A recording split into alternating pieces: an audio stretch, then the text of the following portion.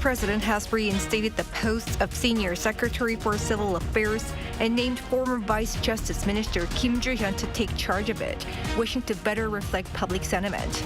It's seen as a key reversal following the general election, as the president marks the 2-year anniversary of his inauguration this week.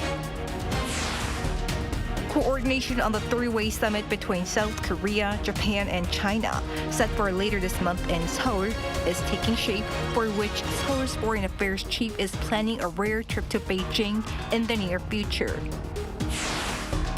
Israel takes control of the Gaza side of the Rafah Crossing in what looks to be a signal of its imminent ground operation. Earlier, Hamas said it would accept the latest ceasefire deal, while Israel said the deal hadn't been reached. It's May 7th, 2024. This is Newscenter. Good evening. Thank you for joining us. I'm Yoon Jung-min. We start with one of the key reversals at the top office. President Yoon Suk-yeol has reinstated the post of Senior Secretary for Civil Affairs and named former Vice Justice Minister Kim Ju-hyun to take charge of it for enhanced communication with the public. And speaking of communication, the president is poised to host a press conference later this week to mark the 2nd anniversary of his inauguration. Our correspondent Oh Soo-young reports. President Yoon Suk-yeol has named a Senior Secretary for Civil Affairs, reviving a post he previously scrapped, in the move to strengthen his communication with the public as he begins his 3rd year in office this week. On Tuesday, Yoon himself announced he had re-established an Office for Civil Affairs, with former prosecutor and Vice Justice Minister Kim Ju-hyun as the head. This comes after the defeat of his ruling People Power Party at the April 10th general election. Yoon said he had failed to reflect the wishes of the public and vowed to reform the way he communicates and runs the country. During his presidential campaign, Yoon has pledged to streamline his administration to exclude a Secretary for Civil Affairs, citing previous misdeeds that occurred under the role, including abuse of power over government bodies and the investigation of citizens. However, the president said on Tuesday he realized that the position had remained throughout successive governments in order to heed public opinion and better inform the management of state affairs. I think what he would probably do in this context is to use the position as a way to help implement, and also, again, part of this issue of messaging, his domestic policies, and to be a point where this can be coordinated as best as it can be, given the control of the Democratic Party, but as a medium towards which, domestic policies can be sort of pursued in a more comprehensive way. In another move signaling change, President Yoon will hold a press conference on Thursday morning, according to spokesperson Kim Soo-kyung. A senior official said no questions are off the table. The press conference will aim to address a variety of topics within its roughly 1-hour timeframe, with the spokesperson moderating.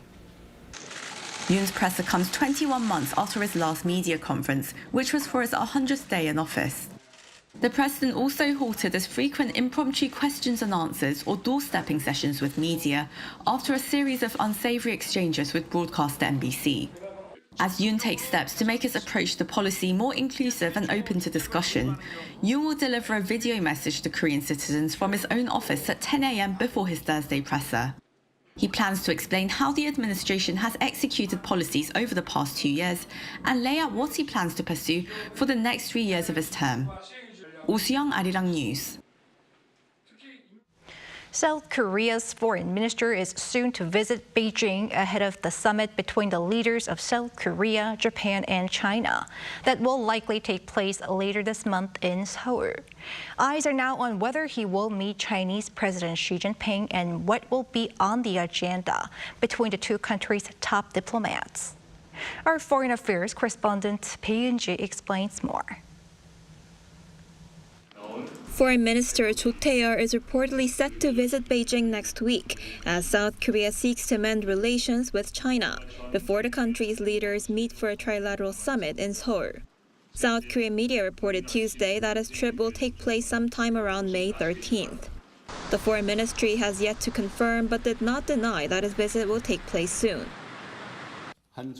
South Korea and China have been communicating closely based on a mutual understanding of the importance of high-level talks. We are in the final stages of talks regarding Minister Cho Tae-yul's visit to China. This is Cho's first visit to China since he took office in January. It's also the first visit to Beijing by a South Korean foreign minister in more than 6 years. Cho is set to hold talks with his Chinese counterpart Wang Yi and discuss a wide range of bilateral and global matters, including security issues such as asking for China's constructive role in countering North Korea's nuclear missile threats, as well as economic issues. The top diplomat's visit comes ahead of the trilateral summit between the leaders of South Korea, Japan, and China that will likely take place later this month in Seoul. Seoul's foreign ministry earlier said South Korea is in final consultations with Beijing and Tokyo to hold the upcoming summit on May 26th and 27th. If it takes place this month, this will be the first time in almost 4.5 years since the meeting last took place in Cheongdo in December 2019. Relations between Seoul and Beijing have been strained over the issue of China forcibly sending back North Korean defectors. Recently, the Chinese government reportedly sent back a large number of escapees to North Korea, with human rights groups in South Korea saying that China repatriated at least 260 of them in late April. All eyes are now on whether Cho's visit to Beijing could help stabilize ties between the two countries. 배은지, Arirang News. Turning to the Middle East, the Israeli military took control of the Palestinian side of the Rafah Crossing on Tuesday, rendering the fate of Rafah further uncertain. This comes amid faltering ceasefire talks between Israel and Hamas. Shin Se-byuk reports. Israel's army radio reported Tuesday that the Israeli military now controls the Palestinian side of the Rafah Crossing in southern Gaza, bordering Egypt. Officials from the Israel Defense Forces confirmed it had taken over operational control over the crossing, with the Gaza Border Authority spokesperson verifying the deployment of Israeli tanks at the site. The Gaza-Egypt Rafah Crossing, a vital route for international humanitarian aid, is the sole exit point for Palestinians from Gaza. With the latest Israeli military operation, Palestinians are now unable to leave the territory. This news surfaces amid growing speculation of an impending ground offensive following Israel's issuance of evacuation orders and its continuation of airstrikes in the Rafah area the previous day. According to senior IDF spokesperson Daniel Hagari, Israeli tanks and ground troops advanced into the eastern outskirts of Rafah on Monday night. This comes after the leadership of Hamas accepted the terms of a ceasefire deal proposed by mediators from Qatar and Egypt. However, Israel said it would not accept it. The ceasefire deal is structured into 3 phases, each spanning 42 days. The initial one called for the release of Israeli civilians. This would be followed by the second phase, which mandates a full withdrawal of Israeli troops from the Gaza Strip. The final phase involves a prisoner exchange between Israel and Hamas. According to a statement released by the Israeli Prime Minister's office on Monday local time, the terms of the ceasefire were far from meeting Israel's core demands, and its war cabinet voted unanimously to continue military operations in Rafah. Israel, however, said that it will send its negotiators to talk to mediators to try to reach a ceasefire agreement on terms that are acceptable to Israel. Meanwhile, the U.S., one of the mediator countries in the talks alongside Qatar and Egypt, said it was reviewing the response. Shin Se-byuk, Arirang News. In Russia, a swearing-in ceremony to mark Vladimir Putin's new 6-year term in office takes place on this Tuesday, a day after he's called for a military drill involving tactical nuclear weapons. Lee Seung-jae has the details. Just a day before the inauguration for his 5th term in office, Russian President Vladimir Putin on Monday sent a warning to the West by ordering tactical nuclear weapons drills. According to the Russian Defense Ministry, the Southern Military District's missile units have begun preparations for tactical nuclear weapons drills set to take place in the near future with the participation of its Air Force and Navy. The ministry explained that Putin ordered the drills to defend Russian territory and ensure its sovereignty in response to provocative remarks and threats by the West. This comes as French President Emmanuel Macron raised the idea of sending European troops to fight Russia in Ukraine, while British Foreign Secretary David Cameron said that Ukraine has a right to use weapons provided by the UK to strike targets inside Russia.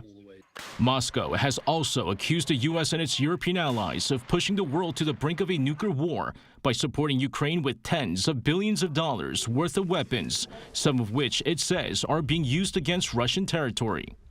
The Southern Military District is headquartered in southern Russia near the Ukrainian border. It operates in Donetsk, Luhansk, Zaporizhia, and Kherson regions, which Russia claims were newly incorporated during its special military operation. Meanwhile, Putin is set to be sworn in for the fifth time on Tuesday at an inauguration ceremony held in Moscow. Putin will be in power until at least 2030 and will be able to run for another six-year term after the 2030 presidential election. The Russian leader has been in power since 1999, when he took over as acting president following the resignation of former President Boris Yeltsin. He also served as prime minister from 2008 to 2012. Putin won Russia's presidential election in March, receiving over 87% of the votes. Lee Seung-jae, Arirang News. Chinese leader Xi Jinping has kicked off his Europe tour with a visit to France amid heightened geopolitical and trade tensions. Yoon covers his diplomatic agenda. Chinese leader Xi Jinping is on his first visit to Europe in 5 years, which started with a 2-day visit in Paris, where he met with his French and EU counterparts. The visit comes amid heightened economic and trade tensions, including the EU's investigation into China's electric vehicle exports and Beijing's anti-dumping probe on French cognac. Von der Leyen said after Monday's talks that the EU and China have a complex relationship and that Europe is willing to make tough decisions to protect its economy and national security. She also said a China that plays fair would benefit the global economy. The world cannot absorb China's surplus production. Therefore, I have encouraged the Chinese government to address these structural overcapacities. At the same time, we will closely coordinate with G7 countries and emerging economies that are also increasingly affected by China's market distortions. According to French diplomatic sources, Xi Jinping appeared receptive, but it was unclear whether that would lead to action. The Chinese leader reiterated that its relationship with Europe is a foreign policy priority. But according to Chinese media, he also told his counterparts that the problem of China's overcapacity does not exist. Also during the meetings in Paris, Macron urged the Chinese leader to use his influence on Russia to end the war with Ukraine. To further urge Xi, von der Leyen said that the EU is counting on Beijing to influence Moscow in a statement following the talks on Monday. President Xi has played an important role in de-escalating Russia's irresponsible nuclear threats, and I'm confident that President Xi will continue to do so against the backdrop of the ongoing nuclear threats by Russia. The Chinese leader will be in the Pyrenees Mountains on Tuesday before his visit to Serbia and Hungary later in the week. Yoon, Arirang News.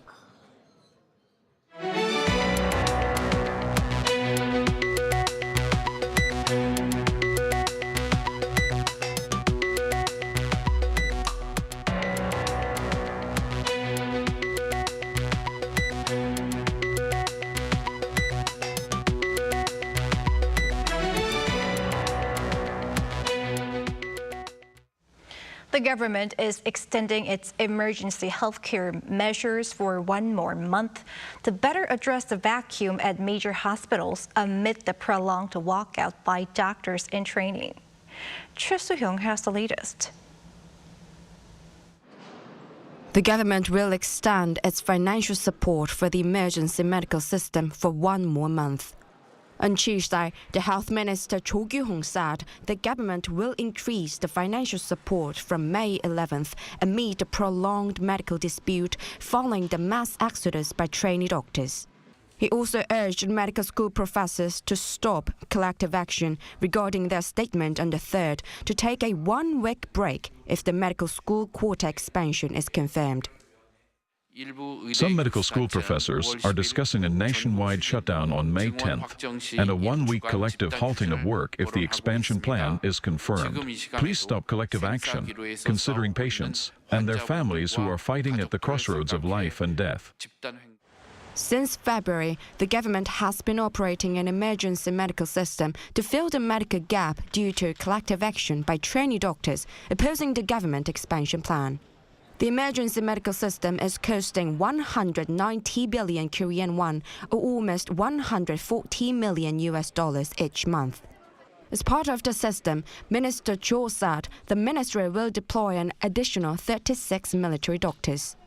Currently, a total of 427 military and public health doctors are being deployed to hospitals which are facing significant shortages. Furthermore, the government plans to enhance support for specialized hospitals to the level of top-tier general hospitals. Meanwhile, the Presidential Special Committee on Medical Reform will hold a second meeting by the end of this week. Cho Tae-yul, Arirang News. Korea's foreign exchange reserves have fallen amid efforts to stabilize the market. According to the Bank of Korea on Tuesday, the country's foreign exchange reserves amounted to just over $413 billion at the end of April, down almost $6 billion on month. The bank is linking the drop to the sell-off of dollars to ease market fluctuations, as well as a decrease in foreign currency deposits and rampant dollar conversions of foreign currency assets. As of the end of March, Korea holds the 9th largest foreign exchange reserves worldwide. Also on the local front, the average monthly wholesale price of dried seaweed surged in April to surpass 10,000 won for the first time. According to the Korea Maritime Institute's Fisheries Outlook Center, the price last month hit 10,089 won per pack, up about 80% on year. The center links the high cost to greater overseas demand for dried seaweed and believes costs will remain between the 10,000 won and 11,000 won range throughout the year. South Korea is currently reviewing Indonesia's recent proposals to cut back its financial contributions to joint KF-21 fighter jet development project. The Defense Acquisition Program Administration addressed the issue on Tuesday as Indonesia offered to cut its payment to about a third of the original amount. This means instead of the original amount of 1.6 trillion won or $1.2 billion due by 2026, the Indonesian government would only pay about $441 million. The recent payment cut was requested for fewer technology transfers. Indonesia's commitment to the project has been questioned as it missed payment deadlines, contributing just around $220 million so far. The proposal comes amid an ongoing probe into alleged attempts by Indonesian engineers to steal the jet's technologies from Korea aerospace industries. This year marks 140 years of diplomatic relations between Korea and Italy. Celebrating the occasion, a project aiming to bolster cultural exchanges between the two countries kicked off over the weekend. Our culture correspondent Song Yoo-jin reports from Rome. Though more than 9,000 kilometers apart, Korea and Italy have a lot in common. That's how Korea's Culture Minister Yoon describes the two countries' ties. Korea's connection with Italy runs deep. Geographically, they're both located on peninsulas. And on a personal note, I see parallels in their people, the joyful energy, trendy style, and abundant talent. 2024 marks the 140th anniversary of diplomatic relations between Korea and Italy. To celebrate, both countries have declared 2024 to 2025 as a year of cultural exchange. Minister Yu took a 3-day visit to Rome for the opening night of the 2024-2025 Korea-Italy Year of Cultural Exchange. Italy has long been a source of inspiration for him. My first trip to Italy was in around 1987. from Rome to Napoli to Sicily. The weight of history and tradition hit me like a ton of bricks. And every time I visit this country, it makes me focus on the present and future. During my term, I want to create festivals that can represent Korea and that people from all over the world can enjoy together. For example, an opera festival like Verona's. The Culture Ministry aims to foster a blend of modern and traditional cultural exchanges through this project, not just K-pop or K-dramas. Plans include holding traditional and contemporary Korean dance performances, exhibiting artwork by veteran Korean artists, and holding tourism fairs in Italy. But the most important thing is forging lasting connections. What matters is providing a chance for young talent from both countries to interact and collaborate, so they can together create a cultural fusion unique to Korea and Italy. For instance, we're thinking of creating a small-scale joint opera production. Through this cultural diplomacy, both countries hope to deepen their ties even further. 송유진, Arirang News, Rome. New York Times best-selling Korean-American author Ilyon Woo has been named a co-winner of the Pulitzer Prize in the Books, Drama, and Music category for her biography, Master Slave Husband Wife. She shared the prize with Jonathan Ike for King Alive. Regarded as the highest literary award in the United States, honoring achievements in journalism, works of literature, and music, the prizes were awarded on Monday at Columbia University. Woo has become the first Korean-American author to set such a milestone for her narrative of an enslaved couple who escaped from Georgia in 1848. BTS leader RM is to drop a pre-release song, Come Back to Me, from his new album on Friday. One of 11 songs from his second solo album, Right Place, Wrong Person, is in the indie pop genre. The main theme of the album, which is to be released on May 24th, is the concern about being right or wrong. Lee Sung-jin, the director of the Netflix comedy drama Beef, directed and produced the music video, while actress Kim Min-ha participated in it. His second solo album comes 17 months after the release of his first album, Indigo.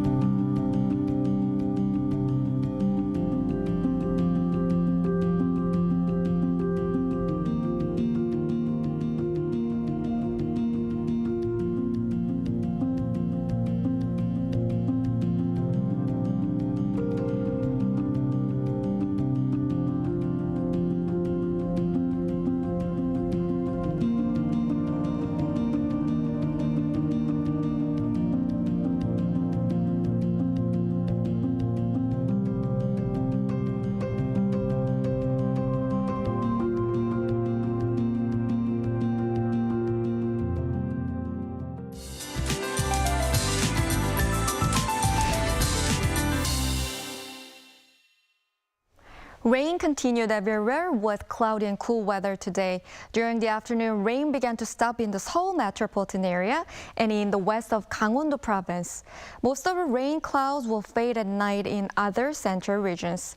There will be rain in the southern parts of the country until dawn tomorrow. The amount of rain is expected to be 5 to 20 millimeters in most regions and up to 30 in Jeollabuk-do province. Tomorrow, the sky will gradually clear up in the central regions in the afternoon. However, morning temperatures will remain at around 10 degrees Celsius nationwide, and it will be somewhat chilly. Temperatures will rise during the daytime up to 21 degrees, about 3 degrees higher than today. Tomorrow, Daejeon, Daegu, and Gyeongju will start off at 10 degrees. It will move up to 22 in Gwangju, Busan, and Jeju, 18 degrees. Rain is expected to fall again across the country at the end of the week. That's all for Korea. Here are the weather conditions around the world.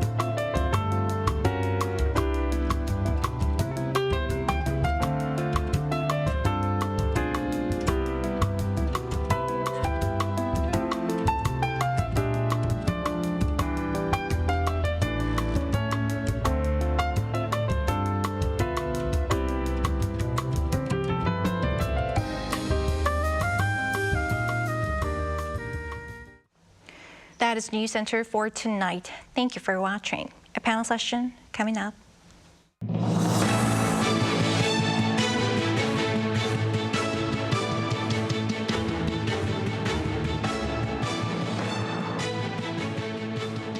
하나, 둘, 셋.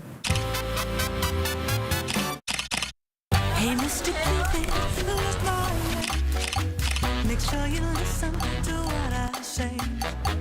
I may be stupid or quite naive.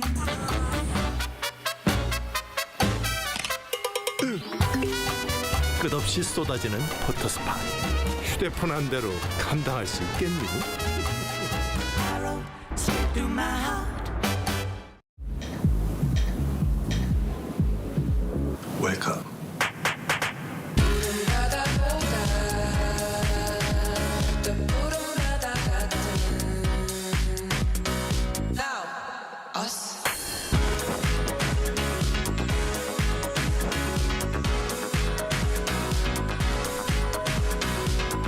엄청난 에너지를 춤으로 뿜어내는 나라. 감당할 수 있겠니? 한국에 오면 먹어야죠.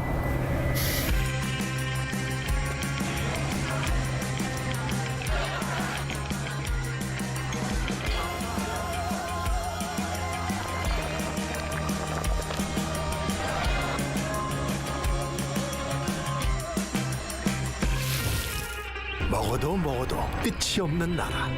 감당할 수 있겠니?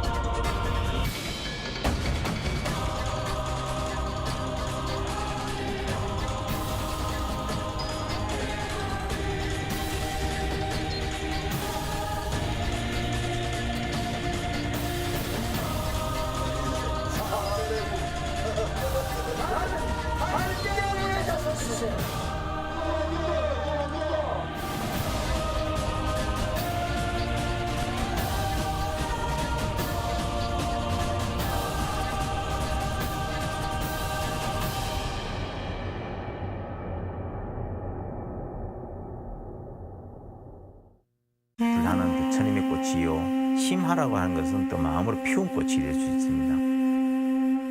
이 꽃 하나하나가 피어나기 위해서는 내가 정성을 다해야 되는구나. 내가 진짜 이걸 애틋하게 피워야 된다는 진짜 마음에서 우러나지 않으면 꽃이 되지 않는구나 하는 것을 알았기 때문에 그 과정 자체가 나에게 어떤 수행이라 할 수 있습니다. 저는 종이로 꽃을 만드는 승려 서경입니다.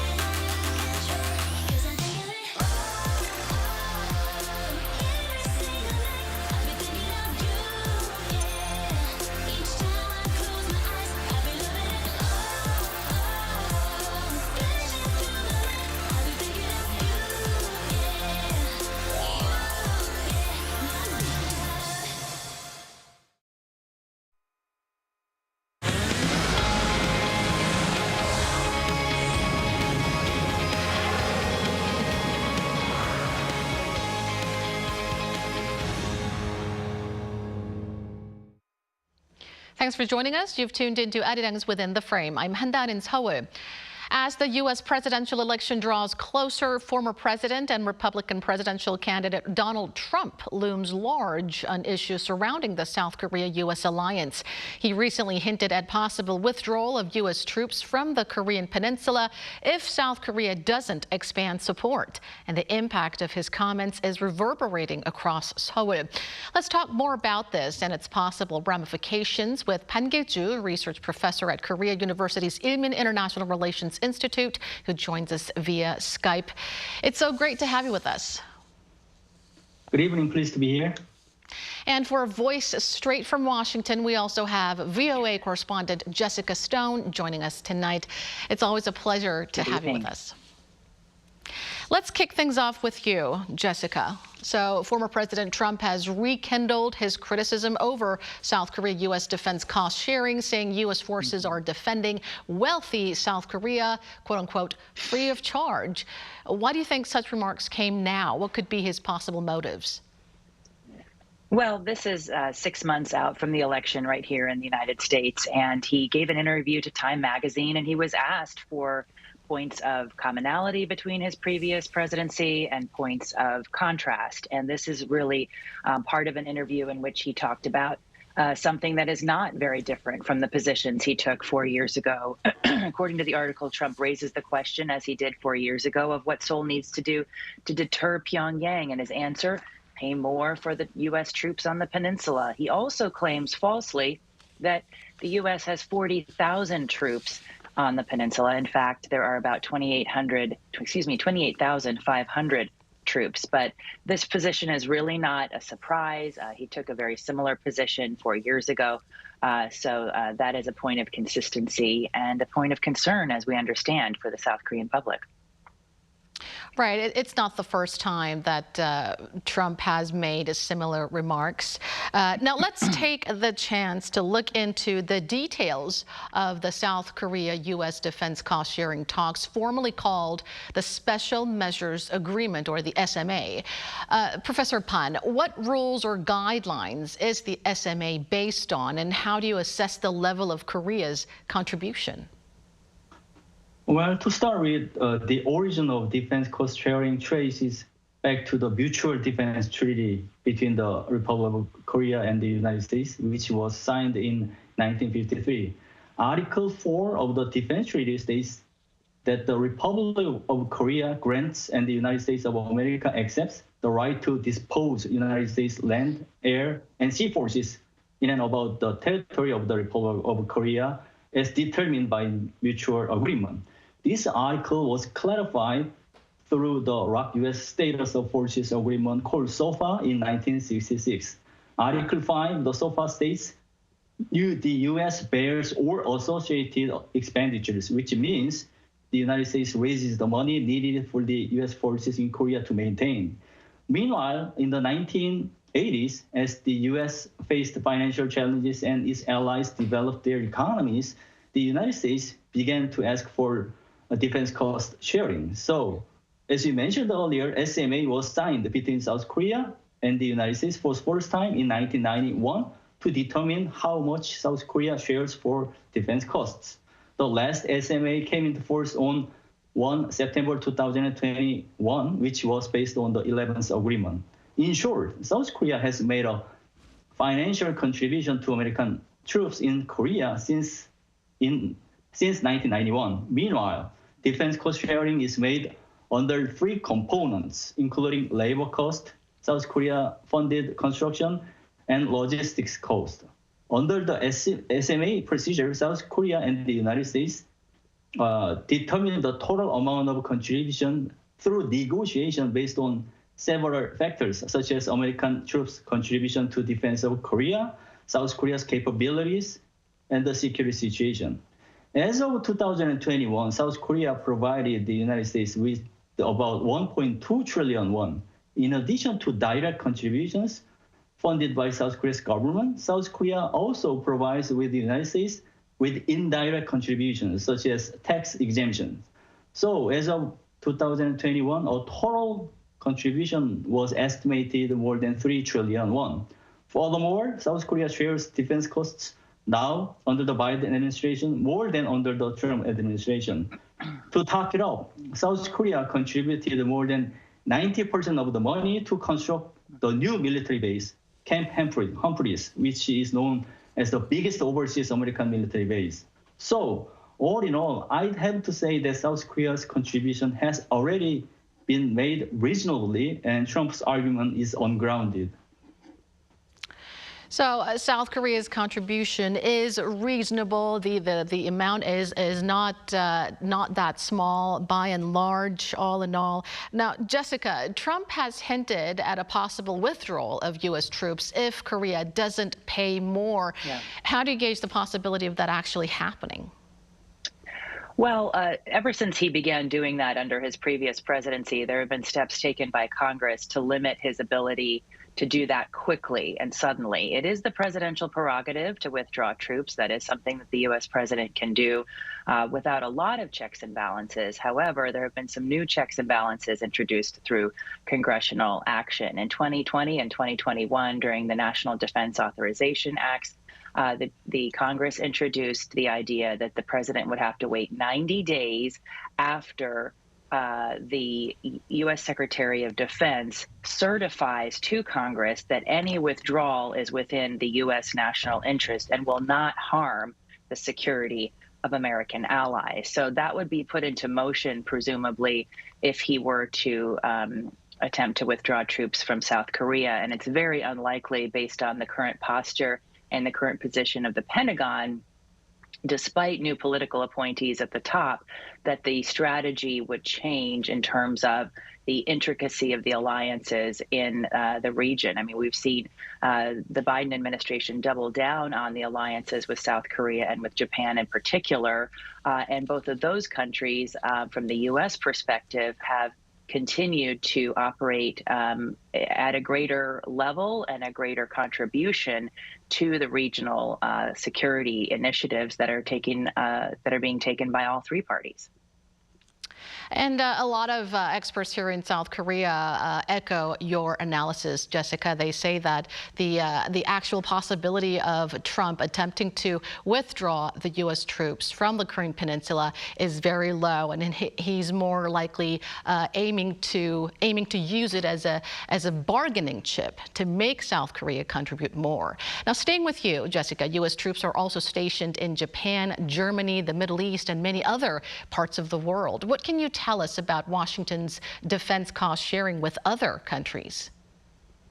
Yeah, so I think this is a really interesting question, and one that has not really occurred to most American citizens, because part of the appeal of this political messaging from President Trump is that few Americans really understand how many troops are abroad and how they're paid for, aside from the American taxpayer. So it's a compelling argument when you don't have all of the information. But to your point, the Japanese Constitution, as we know, after World War II, constrained the ability of the Japanese government to draw up an army and to pay for self-defense. So according to the Congressional Research Service, Japan is now paying $2 billion a year to defray the cost of stationing U.S. troops there. That is a fraction, of course, of what South Korea is paying. They also pay for localities for hosting troops. Now, in the case of a place like Germany, where there have been U.S. troops stationed for a long time as well, and there are American Air Force and Army bases, they are paying just $118 million to host foreign forces. So again, an even smaller fraction of what South Korea is paying.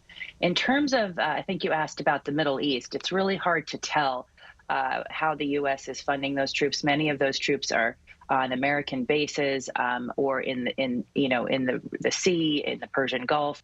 The U.S. Congress, of course, has passed recently $15 billion in military aid specifically to Israel, most of that going to equipment and ammunition to restock the Iron Dome, for example, about $2.4 billion going to military operations in the region, and many of those directed at not only keeping the conflict from spreading, but protecting U.S. investments and U.S. troops in the region.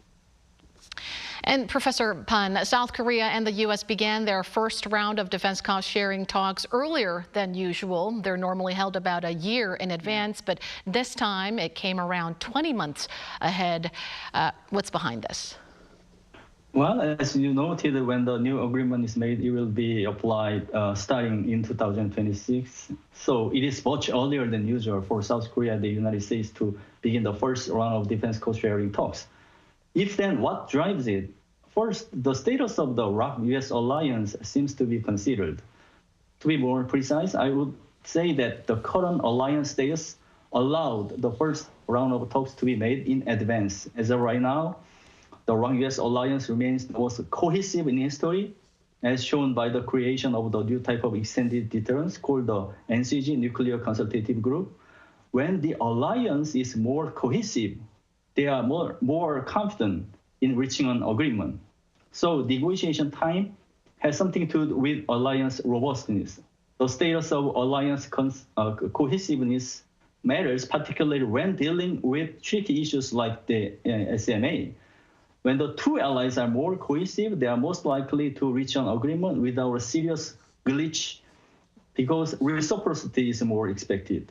Second, I would say that South Korea and the United States wanted not to hinder a domestic variable from making the SMA deadlocked. For example, as you mentioned earlier many times, and if Trump were returned to the Oval Office, he is most likely to define alliances as a deal-making perspective rather than a security perspective.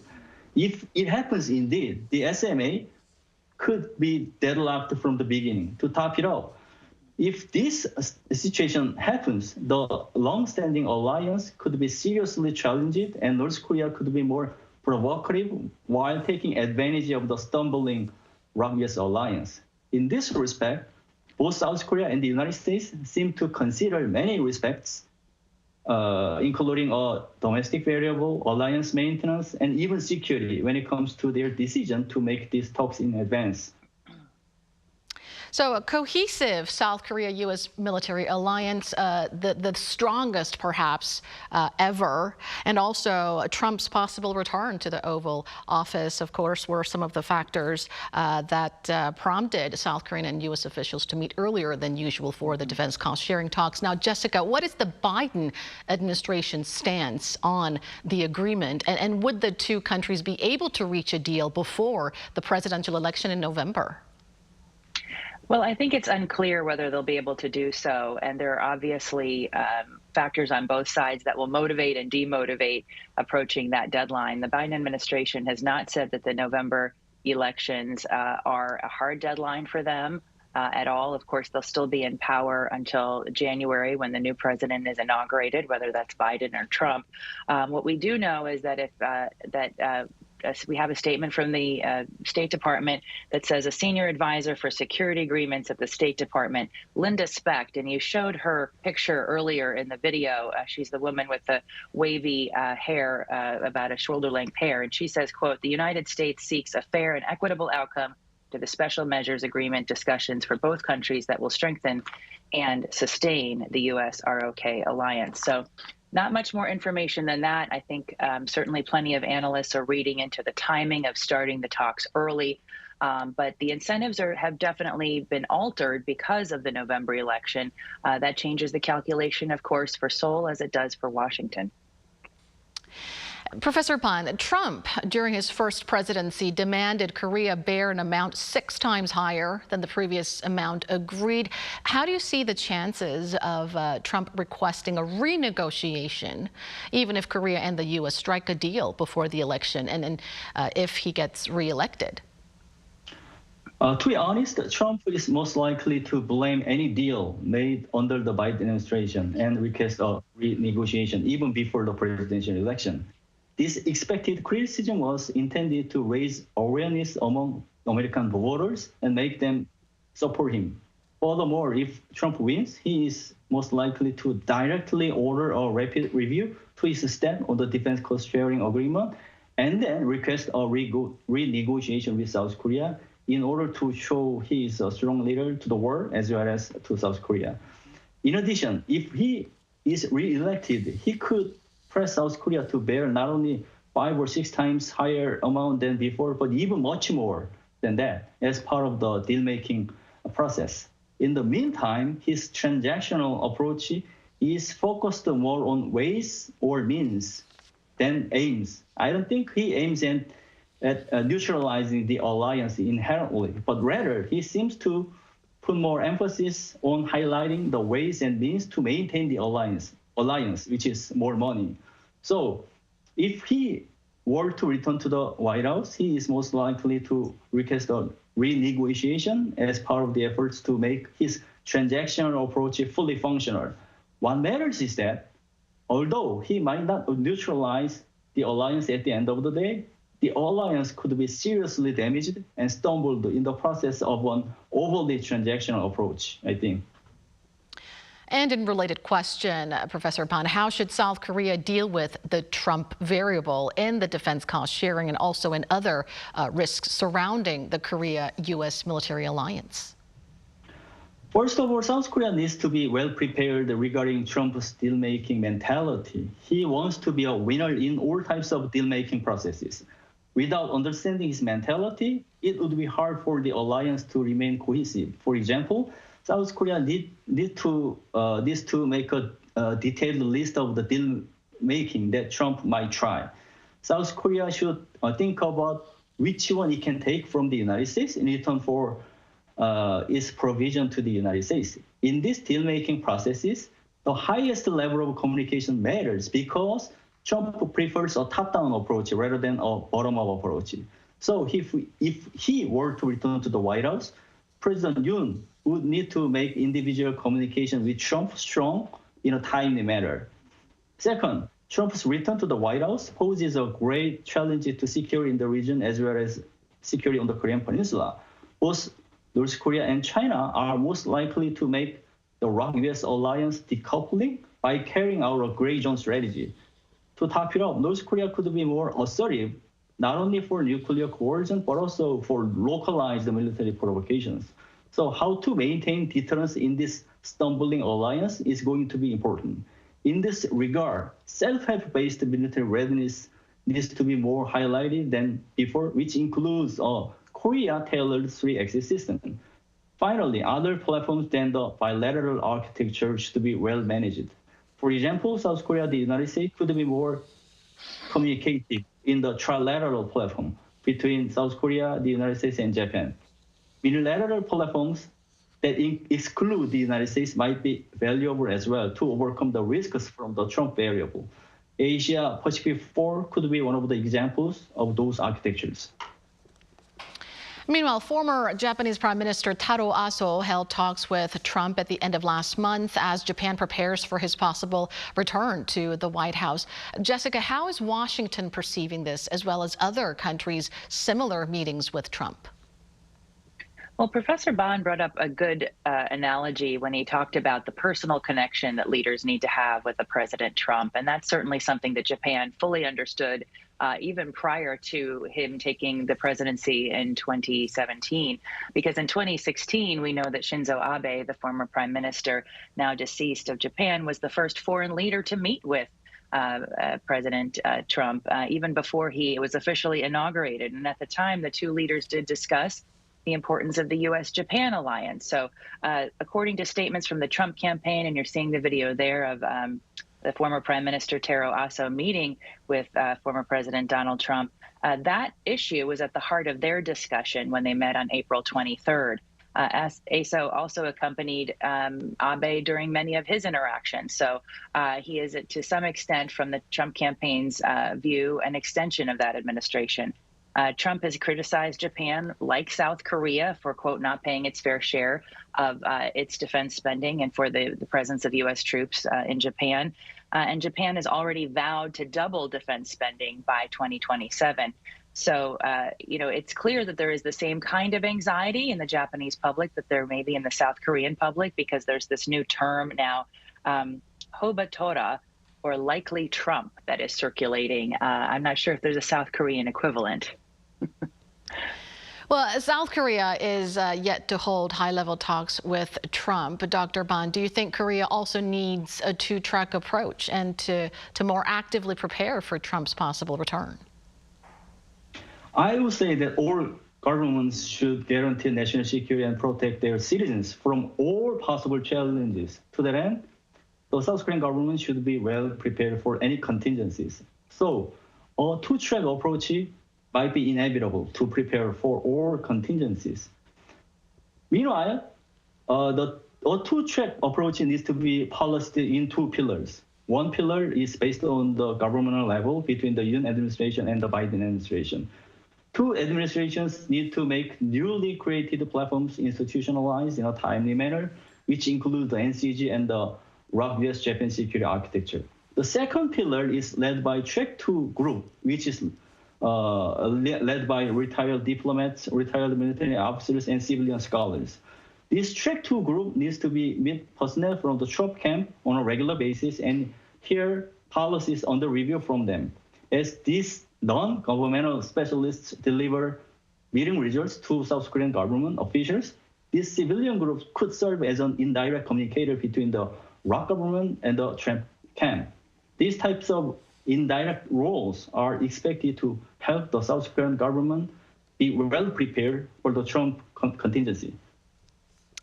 All right, due to time limit, we'll have to leave things there. But Trump's possible return to the White House and its ramifications, it's certainly a very key thing that South Korea is keeping close tabs on.